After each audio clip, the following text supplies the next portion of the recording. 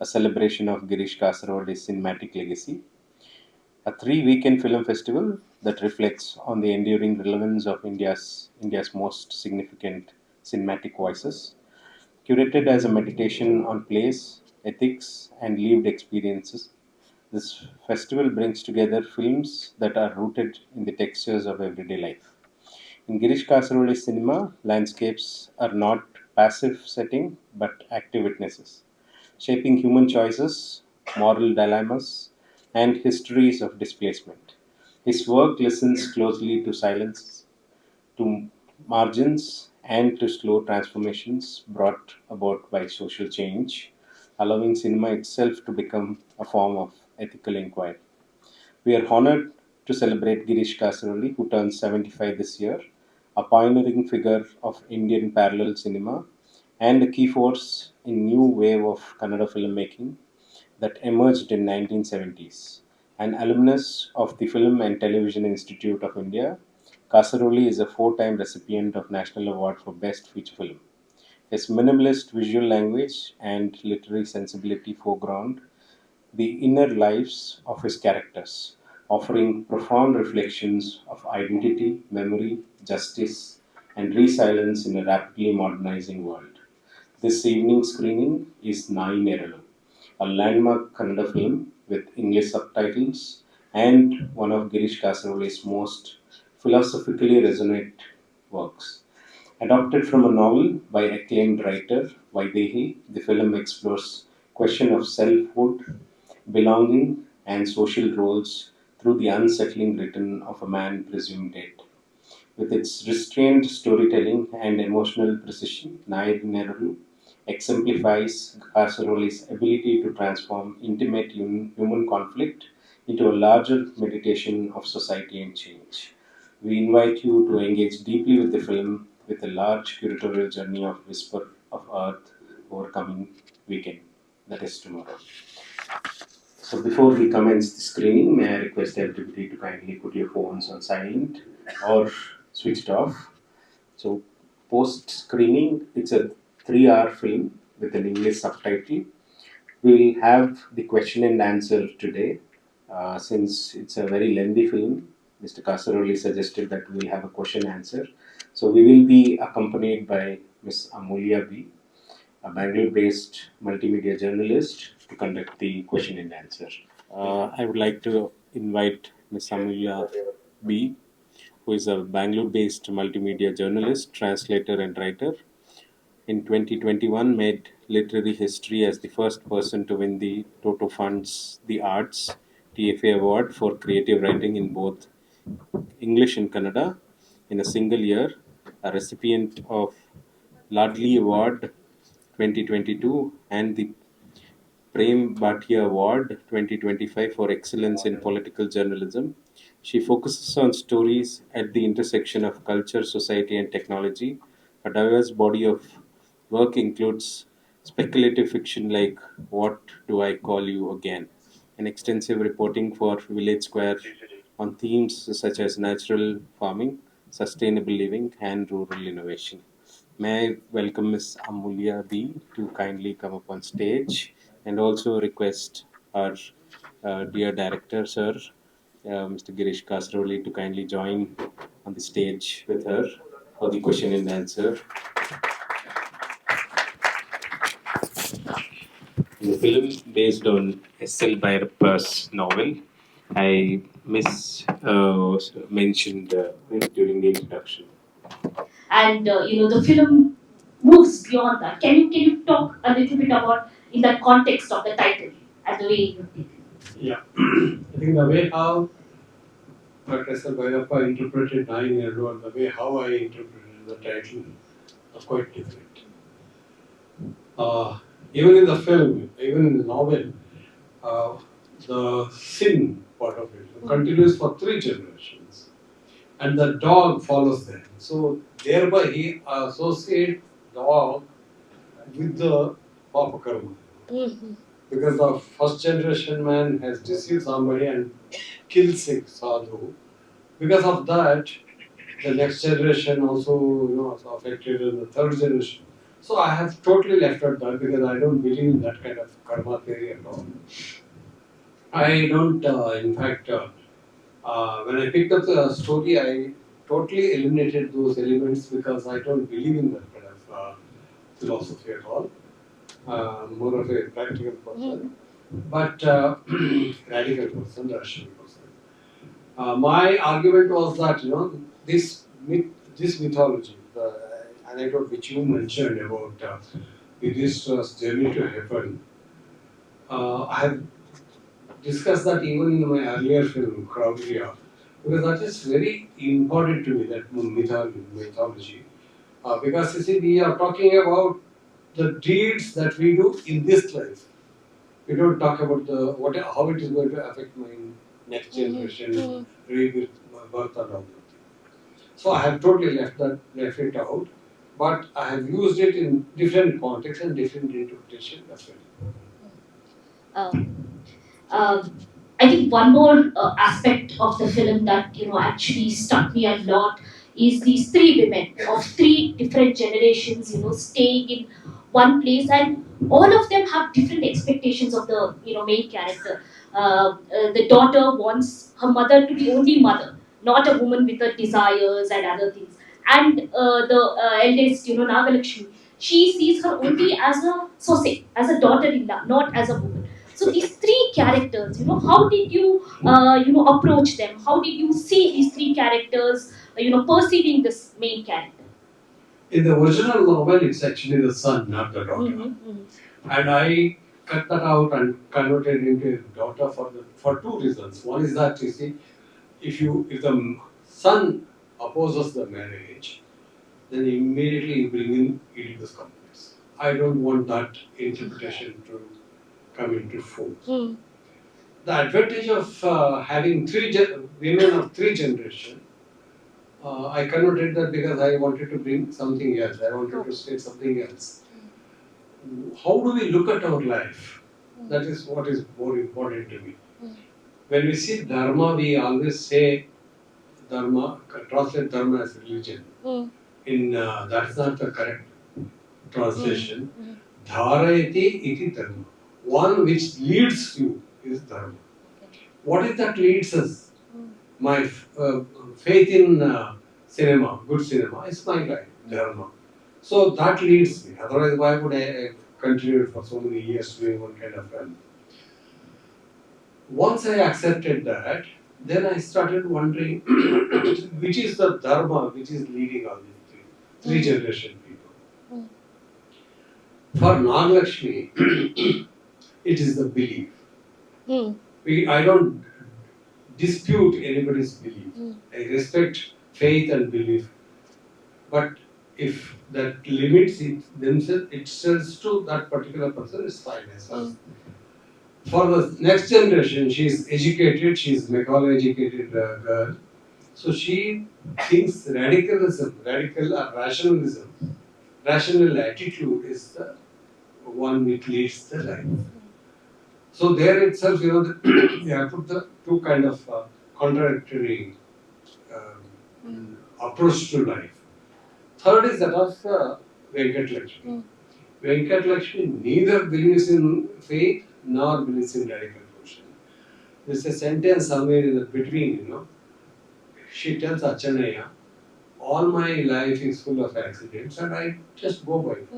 That's exactly what happens in her life. And he doesn't resort either to the faith or to the radical devotion, but she opens herself to all the challenges that she faces in the life. And there's no logical reason to all those terms that comes in her life. See, this man, what is his name? The boy. Vishweshwara. It's not her, they have brought her and she had to live with him. She falls in love with him and that's a pure accident. And then the villagers oppose her, and that's again another turn. And then Achanaya sends her to another island. That is not her decision. It's forced on her. and then Vishwa falls in love with that girl. Then again, it's not her decision. Finally, in the last scene, she says, "Why should the religion or the state should interfere with the life of an individual?" That is her stand, and that way she is open to. She's an existential in that sense. She constantly keeps on accepting the turns that her life will. So that's the reason why I have converted that into three women who approach life in with three different dharma. For one, it's the faith. For the other, it's the rational. For the third, it's the purely existential kind of crisis. Yeah, I think even she mentioned somewhere, that I'm not a married woman and nor am I a widow anymore. I'm stuck in between, and I think that actually, demonstrates very well that dialogue. And also, you said that this woman, the youngest, the daughter, she represents rationality. But at a point when she saw her mother, becoming a woman, bearing all these and becoming a wife of someone, she suddenly has this urge to do the titi, the shraddha for the father, and her rationality just changes. And I was that was very interesting to me, in a sense that what does that rationality mean in a way if it just shifts like that when you see your mother as a woman. Yeah. There, the question of she's not doing Shraddha to taunt her mother, but to taunt Vishwa. Because you see, she's telling him that I had a father who died and I'm offering Titi. So thereby, she's kind of a, what is it, taking kind of a revenge on her, on Vishwa. By performing the ritual, death ritual. In the sense, you have no place here. Please get out. Otherwise, he was also in that kind of an attitude. It's not out of belief, but out of kind of a grudge against this man she's doing performing this. Okay. So, you mentioned performance, so that's a interesting segue into how Pavitra Lukesh's character is forced to perform once, where she's forced to wear this green sari by her mother-in-law, and that at that time the performance that is oppressive becomes very liberating when she herself wears this kumkuma and everything. And I love the way you see her going upstairs saying that that barber is did not come, and suddenly the next thing you see her waking up and she's all dressed up. And I remember seeing in Thai Sahiba where this whole scene is there where she is decorating herself, but here there is that chuck when it comes. So I wanted you to talk about a bit about that choice that you made, where she just goes and suddenly you see her now all in that Muttaide sort of a. In fact, I zeroed in on this novel for a particular reason. Actually, my friend, Sadhan Swano, is a producer of Gatashanda. He wanted to make one more film, the second film. Earlier, he directed a film called Kubimuttuya. He wanted to direct another film. And he chose Narayan. So I went with him and we, stayed in Kerala, in Kottayam, because there was a scholar called Professor Sanu, who is a scholar on this kind in Narayan Guru. So we started writing the script for after about 10 days or 15 days, there was some kind of a disagreement between Sadanand Suvarna and Professor Sanu. Because Professor Sanu insisted that we include certain this with all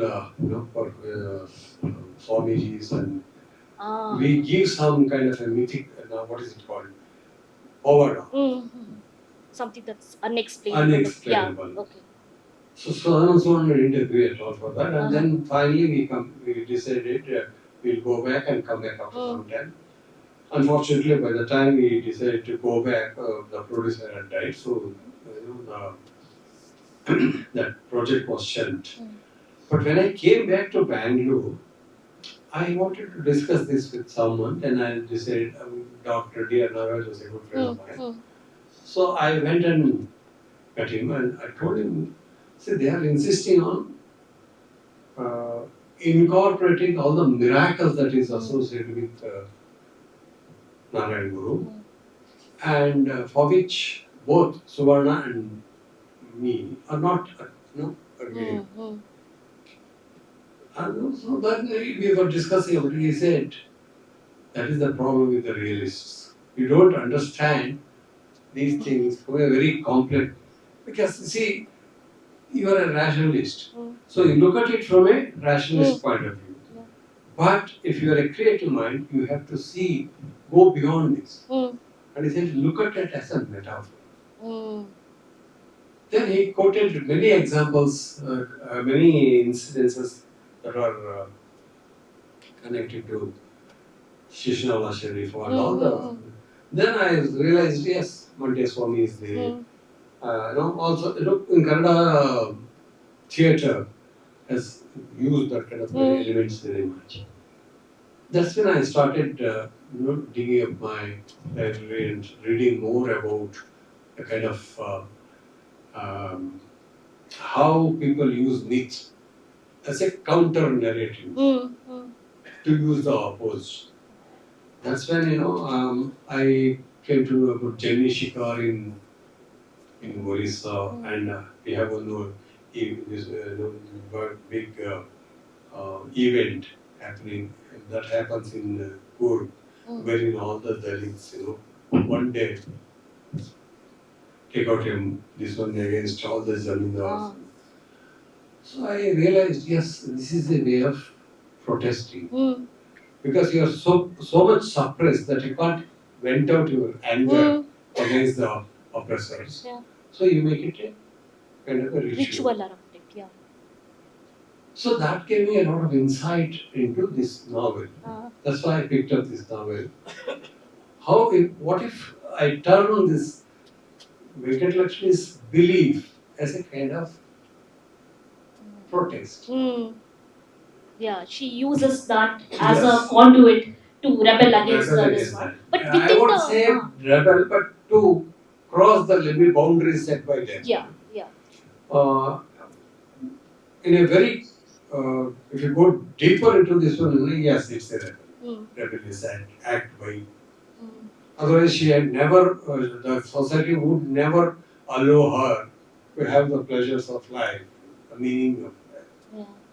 So then I thought, it offers me a very great insight into this novel. If I can reconstruct the novel, then I thought probably I can make a different version of mine. That's how it started.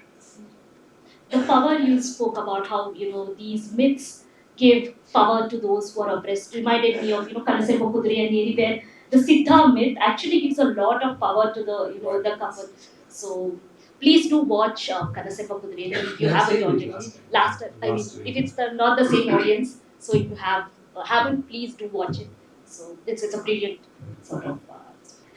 Before I open it, this is a very last question. There is a dialogue at the end of, not at the end of this one, just when half an hour is remaining. Vishweshwara says that when he's turning his neck, the truth can become the false ಖರೆ ಮತ್ತೆ ಇದು ನಡುವೆ ಖರೆ ಸುಳ್ಳಾಗ್ಬೋದು ಸುಳ್ಳು ಖರೆನೂ ಇದು ಮಾಡ್ಬೋದು ಅಂತ. So that part of what truth is and what is not truth, there's a fine line that goes through the film, I feel, whether he's actually there or whether he's not encouraged, he's just a man. So this kind of truth making, how the truth is made throughout the film, because even in the beginning I loved it, because he doesn't really answer to the questions, Vishweshwara, when they ask him, is he your father or anything, but the guy who is exaggerates, and that truth actually becomes more solidified.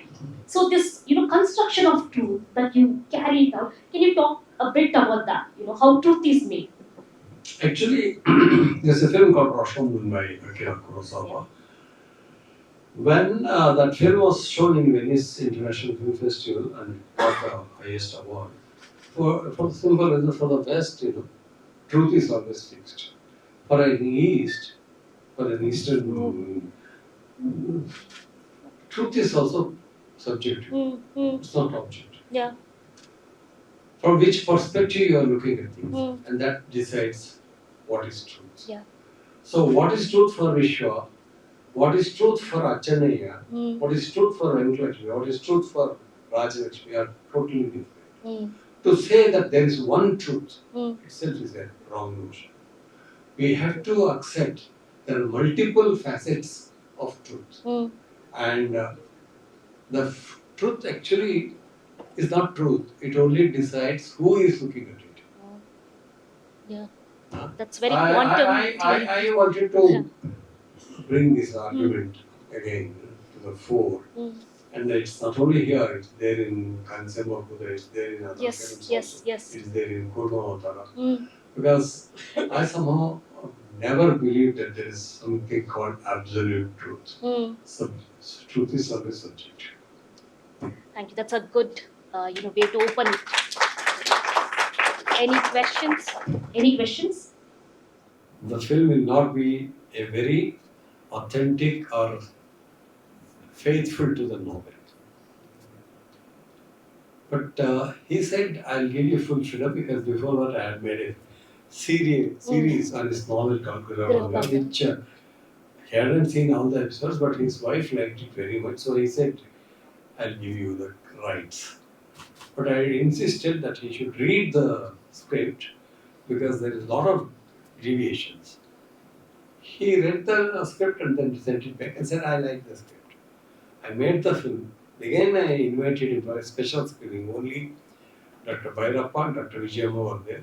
And after screening the film, I said, it's totally radically different from your understanding of life and philosophy. Even now, if you don't like the film, I'll say it is inspired by Dr. S. L. Bhairappa's novel. The other option is based on a novel by S. L. Bhairappa. He said, use the term based on a novel by, not inspired. Because he said, it's totally, I totally agree with your argument, so I don't have any qualms about it. So what exactly is the character? What you said as erratic is... No, sometimes he is very straightforward. He knows what he is saying. They are more sensible than people whom we think as normal. So we tend to dismiss their instinct or their intellect by calling them mad. But they are traveling in another sphere. So for me, Vishweshwara is that kind of thing. At one time, he's totally sensible. At the other instance, he's totally lost. He's absorbed in his own universe. I wanted to bring that out. He has no connection with the world to which these people are connected. So that's why sometimes he's found when he's brought to this house, when people start asking, do you recognize him? Very tangential answers he gives. He doesn't say yes or no. And many scenes, in many scenes, he never says, what is it called, straight answers. That is a debatable question, what is straight answer? But then, something which we think as the normal.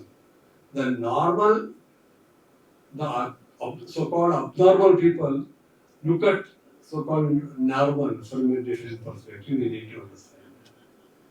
About her moving out to some other island, you said it was against her vision. Actually, she had expressed to her father-in-law, I want to move away from this place. But because of what? Why does she take the decision? Because the villagers, the Brahmins of the villagers, have forced on Achanaya to take some decisions. She knows about it. So because it is causing some trouble to Achanaya, she wants to move out. It's not her decision, it's the decision of the villagers. Force. Yeah, force on her. And Vishweshwara is 20 years old, sir. I mean, you can imagine how 20 years old. The way it manifests, how these manifest in the current world. What are your thoughts on something? And current world. In this day and age. I'm a filmmaker. I'm not a philosopher. I can only say other things through films. If you were to make it for the current audience. What? If you were to make a film for the current audience. Current audience. That's a question I find it very difficult to answer because I never made any film for anyone. Because none of my films ever got a very good audience. I make the kind of film which I want to, hoping that some people would come and watch the film. In fact, very small anecdote. Once I was discussing this with Purnachandra Tejasvi, and I told him, whom are we really making films? He said, these are hypothetical questions. Don't ever go in that direction. Because how can you assess 6 crore or 5.5 crore Kannadigas' attitude or expectation from life? So I very often quote Manikal's statement that I make films for myself. Louis Buñuel puts it in a very different way. He says, I make films for my friends. If you like him, then you become his friend. That's it. People whose expectation from life is different from that of yours, you can never please them. In that sense, the art is talking only to convince, not convince. I know a lot of people. The other day I was quoting this. My friend Zadarun Swana made a film called Cooking with the right one an award and we went to a lot of festivals also. A friend of him was a server in a hotel. We went to that hotel and he came and said, I saw your film. So naturally so I was quite happy. But there is nothing in it. So what does he mean? What did he mean? His expectation of the notion of a film is that a film should have so many songs, fights, beautiful artists. None of that was there in our film. So he said, similarly, which happens with all the filmmakers. So you don't go by, if you're a filmmaker, my advice is don't go by audience expectation. You make film that you make a film with a theme that ought you much. All great filmmakers do that. People who cater to the public taste are like of the old days, Rajwalis, They dance to the expectation. Whoever pays money, whoever asks for them to dance at an end, they'll dance. But I'm not that. I'm not a Rajwali. Is one of the key driving factors of the film. So, how was the general consensus at that time when you made these films? And did you notice a change because Gatashraddha came out in a different time and Nayi Neralu is a fairly recent film? And also, how do you approach that when you write that character? And it is very intricately written, I think. And it's also, I would say, radically different because mainstream cinema of any given time talks about, even if it talks about sexuality, it is catering to the male members or a man. And how did you approach that aspect? Write the script with viewers in mind. What do they expect from this character? What do they? Why do they want to come back? And so that's a different kind of approach altogether. I don't belong to that genre at all. I get into the shoes of the characters. look at the character from inside. That's how my characters are etched. I don't care whether audience want her to dance. In fact, one of my producer of Dweep, after finishing the film, he liked the film very much and said, I wish there are few songs in the film, it would have been a hit. I said, I'm willing to put the songs, but tell me where can I put the songs? Then he says, it's true, you can't put the songs. So that's not. Songs in films are placed in such a because they think that audience of, that's they are expecting an audience here, a song here. I just wanted to know what the public's. So, what was the general consensus about sexuality of a woman at that time? I just want to know that. When you say at the time, which period? So, both Gatashraddha and Nayi Neralu, because both of these films came out in different periods. Yeah, one was made in 70s, the other is in 2000. But do you think it has changed much?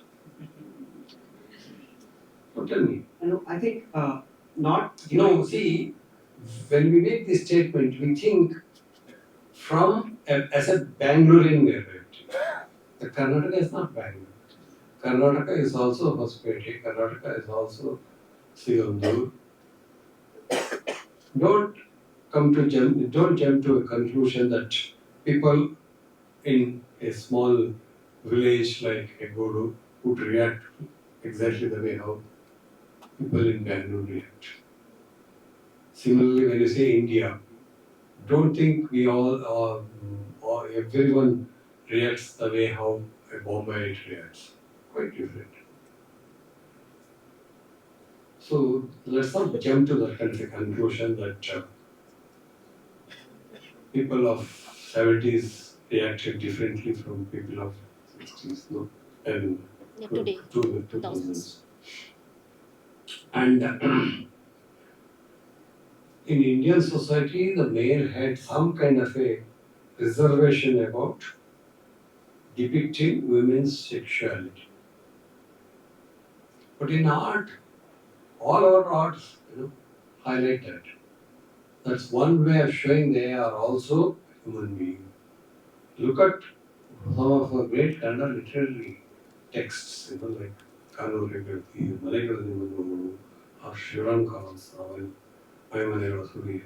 What a great insight they have into the women expectations, women's life, women's the way how they look at things. When you ask this question, you are asking this question from a male perspective.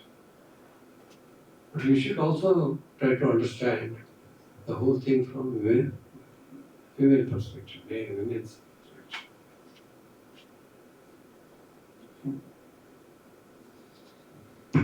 anyone else? Oh, Hello. So when Venku goes to visit Vishwa in the jail after his conviction, there appears to be no sign of resentment. Like when she goes to see him, she's very eager to know, like, how are you? And it's strikingly opposed to how her daughter behaves. She openly says that she would chop him to pieces and everything. She's So is she hiding her resentment, or is it true that she doesn't feel Resentment for what? for cheating on her with Sukri? Yeah. She also at one point she says, "You dislike me because I'm not of the same age." She also knows that her bonding with the other girl, Sukri. She at least she says that it is because of the age difference. Could be or may not be. But she has some kind of a realization of the, the relationship being not proper. But why would she go to him with a resentment? She was carrying his child in wheelchairs to her. Yeah. But she also knows, it's normal for him to fall for a young girl. She's his mother's age. I thought there's some kind of psychological this one in her person as such. So it was because of the acceptance that she. Yeah. If I may, I remember, there's a dialogue in the end where she says that I don't think he, cheated on me. In the very end it comes. So she doesn't believe, anything happened. The whole, her father-in-law, they actually think that it was a wrong accusation or something. They actually say that there. I think, that's what we forced so that he ends up in jail or something. So it's never clear, whether he actually forces himself on something, at least not to me. So,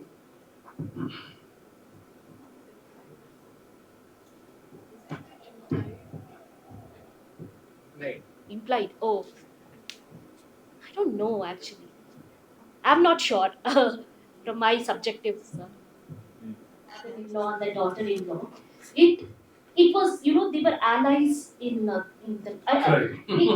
yeah, allies in crime. So it was a really curious sort of, relationship that I did not anticipate. And when it came, it was like, okay, this man is standing by her, even though they technically don't have blood relation. Now that the son is gone, and no one believes this guy as a son. So I was curious as to, how you constructed that relationship. Sorry, I used the term crime. I shouldn't have used it. It's not a crime according to me. It's a physical need of an individual. Achana is the only person in the film who is really sympathetic to the, what is it, should I say, he understands Venku not as some property or some, but as an individual. That's why he accepts that it's common for a someone to crave for some kind of a relationship. So he okays it. But he also says when daughter accuses, granddaughter accuses this man Vishwa. Vishwesh.